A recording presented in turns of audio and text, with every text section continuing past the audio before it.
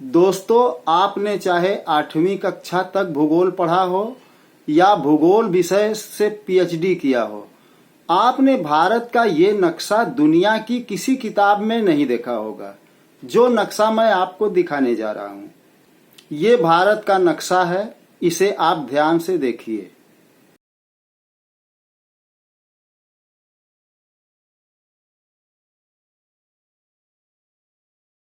ये अखंड भारत का नक्शा है। इस नक्शे से जनता अवगत हुई जिस दिन नए संसद भवन का उद्घाटन था, और इस नक्शे को नए संसद भवन में टंगा हुआ देखा गया। उस दिन से लेकर आज तक ये नक्शा चर्चा में बना हुआ है। न सिर्फ भारत में, बल्कि वे देश तो और भी टेंशन में आ गए हैं जिन देशों को पूरा का पूरा भारत का हिस्सा दिखाया गया है। इसमें अफगानिस्तान, पाकिस्तान, नेपाल, भूटान, वर्मा, तिब्बत और श्रीलंका हैं।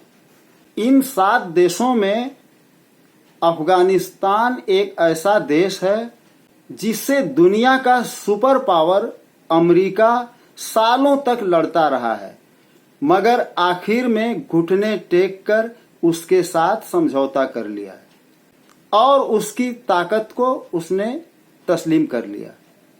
और इन देशों में एक पाकिस्तान भी है जिसने हमारे एक सूबे कश्मीर के लगभग 40% भूभाग पर कब्जा कर रखा है, जिसे पाक अधिकृत कश्मीर कहा जाता है।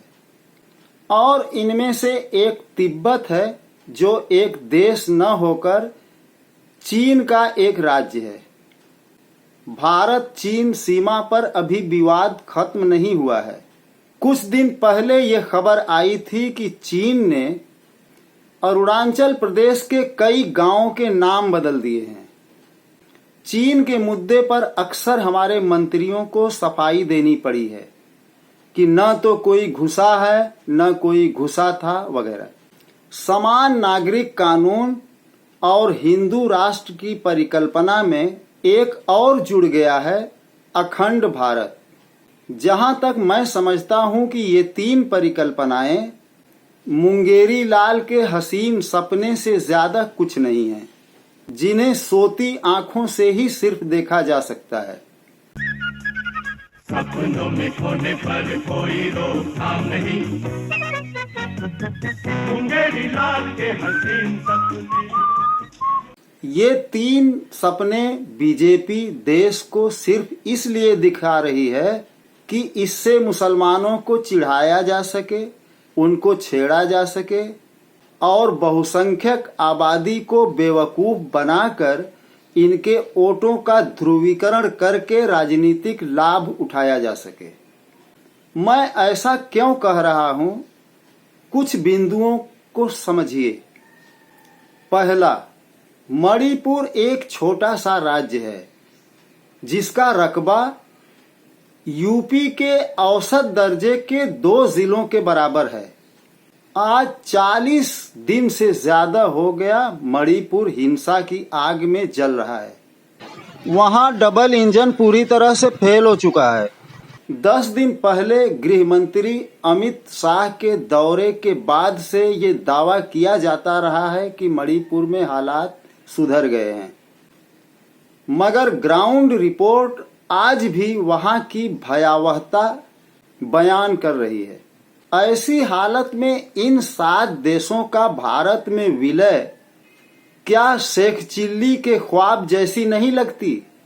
दूसरा, इन तीनों परिकल्पनाओं हिंदू राष्ट्र, समान नागरिक कानून और अखंड भारत को पूरा करने के लिए सरकार के पास कोई रूपरेखा आज तक तैयार नहीं है।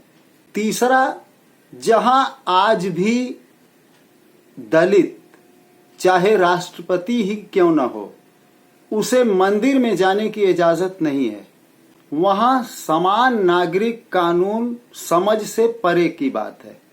चौथा, अगर इन 7 देशों का विलय भारत में कर लिया जाता है तो मुस्लिम आबादी 75 करोड़ हो जाएगी।